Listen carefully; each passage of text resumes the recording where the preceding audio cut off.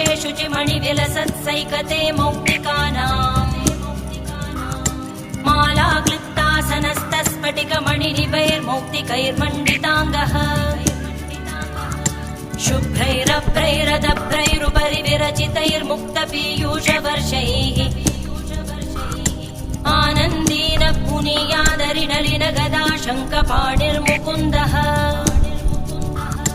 भूपादौ यस्य नाभिर्वियतसुरनिलश्चन्द्रसूर्यौ च नेत्रे कर्णावाशा शिरोद्यौर्मुखमपि दहनो यस्य वास्तेयमब्धिः अन्तस्थं यस्य विश्वं सुरनरखगो भोगि गन्धर्वदैत्यैः